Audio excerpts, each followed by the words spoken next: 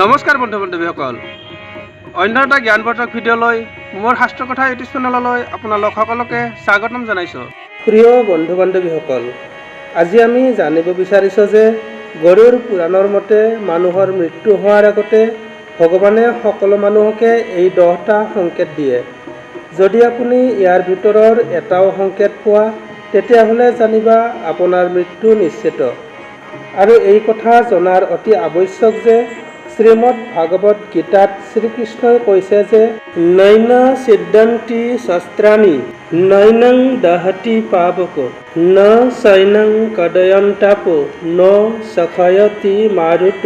অৰ্থাৎ ভগৱান শ্ৰীকৃষ্ণই আত্মাৰ প্ৰকৃতিৰ ব্যাখ্যা কৰিছে আৰু অৰ্জুনক কৈছিল যে আত্মাক শাস্ত্ৰৰ যোগেদি কেতিয়াও ভাঙিব নোৱাৰে। আত্মাক জুইৰে জ্বলাব নোৱাৰি, পানীৰে ভিগাব নোৱাৰি, ইয়াক বতাহেৰে শুকাব নোৱাৰি। অৰ্থাৎ মনুষ্যৰ আত্মাক কোনেও মাৰিব নোৱাৰে। কিন্তু মনুষ্যৰ শৰীৰ অমৰ নহয়। যি মানুহ এই সংসাৰত জন্ম লৈ আহে তেওঁৰ মৃত্যু আৰু মৃত্যুৰ কাৰণো নিশ্চিত হৈ যায়। বন্ধু বান্ধৱী, মৃত্যু সত্য, মৃত্যু অটল, মৃত্যুক কোনেও ধৰি ৰাখিব নোৱাৰে। জন্ম লোৱা প্ৰত্যেক মানুহৰে মৃত্যু অনিবাৰ্য আৰু মৃত্যুৰ পিছত তেওঁৰ পুনৰ জন্ম নিশ্চিত।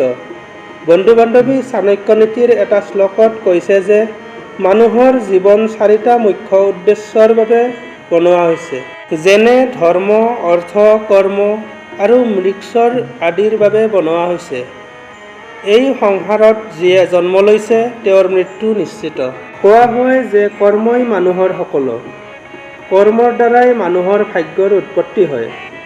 সেইবাবে যি ব্যক্তিয়ে যেনেকুৱা কাম কৰিছা তাৰ আধাৰতেই তেওঁৰ অহা জন্ম হয়। সকলো মনুষ্যই নিশ্চয় জানিব বিচাৰে যে মানুহ মৰাৰ সময়ত নাইবা মৰাৰ আগতে কেনেকুৱা ধাৰণা হয়। আজি আমি এই ভিডিঅ'টোৰ মাজেৰে তাৰেই আলোচনা কৰিব ওলাইছোঁ। যেনেকৈ এটা শিশুৰ জন্ম 9 মাহৰ পিছত মাকৰ গৰ্ভৰ পৰা হয়, তেনেকৈ মৃত্যুও অহাৰ আগত সংকেত দিয়ে। মানুহৰ জীৱনত যেতিয়া এনেকুৱা বিচিত্ৰ ঘটনা হ'ব ধৰে তেতিয়া বুজি পাবা যে এয়া আপোনাৰ মৃত্যুৰ সংকেত দি আছে। কিন্তু আমি জীৱনৰ ব্যস্ততাত সেইবোৰৰ ধ্যানেই নিদিওঁ আৰু যেতিয়া মৃত্যু একেবাৰে ওচৰ চাপি আহে তেতিয়া গম পোৱা যায় যে এতিয়া বহুত দেৰি হৈ গ'ল, বহুতো কাম আধৰুৱা হৈ গ'ল। এনেকুৱা স্থিতিত মৃত্যুৰ কষ্টৰ অনুভূতি হয়। পুৰাণৰ মতে যদি মৃত্যুৰ সময়ত মন শান্ত আৰু ইচ্ছাৰ পৰা মুক্ত হয় তেতিয়া বিনা কষ্টই প্ৰাণ শৰীৰ ত্যাগ দিয়ে আৰু এনেকুৱা ব্যক্তিৰ আত্মাৰ পৰলোকত সুখৰ অনুভৱ হয়। এই বিষয়ে হিন্দু ধৰ্মগ্ৰন্থত বিস্তাৰভাৱে আলোচনা কৰা হৈছে।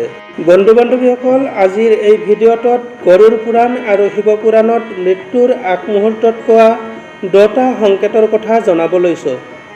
বন্ধু বান্ধৱী, তাৰ আগতে আমাৰ ভিডিঅ' ভাল লাগিলে লাইক কৰিব আৰু যদি আমাৰ চেনেলটো ছাবস্ক্ৰাইব কৰা নাই তেনেহ'লে এতিয়াই ছাবস্ক্ৰাইব কৰি বেল আইকনটো বজাই অল কৰি ৰাখক, যাতে আমি দিয়া ভিডিঅ'বোৰৰ ন'টিফিকেশ্যন আপুনি পাই থাকে।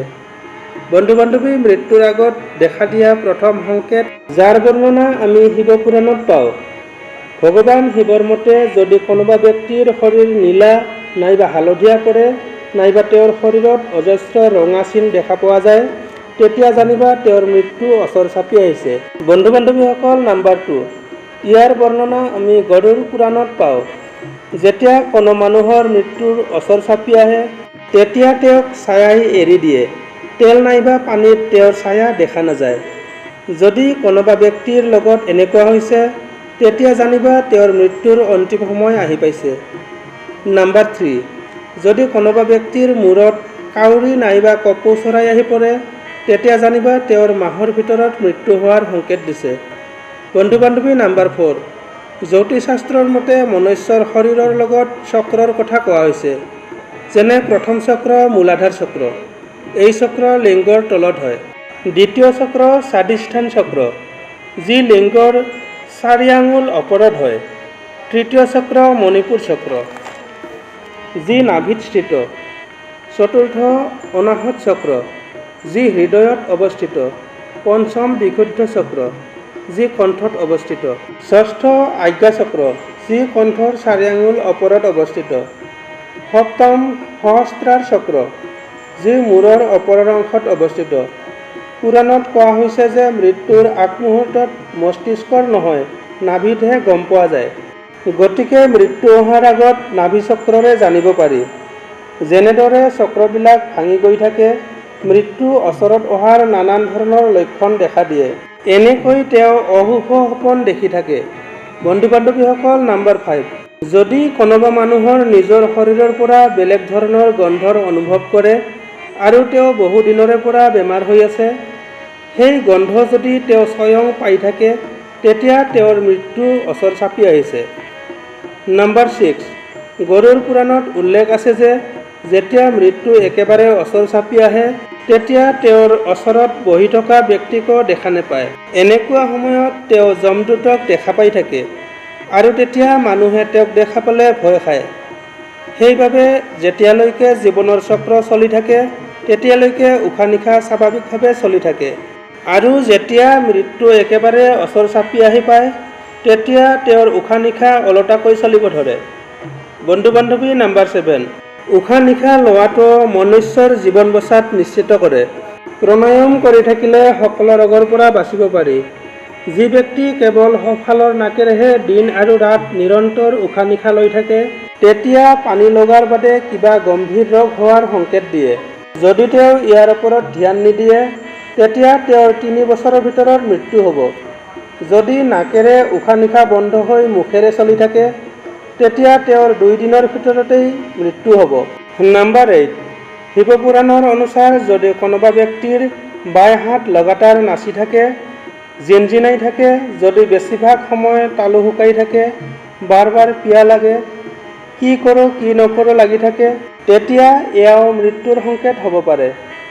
বন্ধু বান্ধৱী, নম্বৰ 9, শিৱপুৰাণত কোৱা হৈছে মৃত্যুৰ কেইমাহমান আগত কাণ, নাক, চকু শিলৰ দৰে হোৱাৰ অনুভৱ কৰে। তেতিয়া সেইজন ব্যক্তি সোনকালেই মৃত্যু হোৱাৰ সংকেত দিয়ে। বন্ধু বান্ধৱী, নম্বৰ 10, যদি কোনোবা ব্যক্তি পানী, তেল, আইনাত নিজৰ শৰীৰটোক বেলেগ ধৰণৰ দেখা পায়, তেতিয়া এয়াও মৃত্যুৰ সংকেত। মানুহৰ মৃত্যুৰ ঠিক 40 ছেকেণ্ড আগতে এটা অদ্ভুত ঘটনা হয়। সেই সময়ত তেওঁৰ সন্মুখেৰে তেওঁৰ কেইজনমৰ ছবি তেজ গতিত গুচি যোৱা দেখা পায়। ধৰ্মগ্ৰন্থত মুখ্য ৰূপত 2 প্ৰকাৰৰ মৃত্যুৰ কথা কোৱা হৈছে, প্ৰাকৃতিক আৰু অপ্ৰাকৃতিক। প্ৰিয় দৰ্শক, আজিৰ ভিডিঅ'টো ইমানেই। ভিডিঅ'টো কেনে পালে কমেণ্ট বক্সত জনাব বুলি আশা কৰিলোঁ। ধন্যবাদ।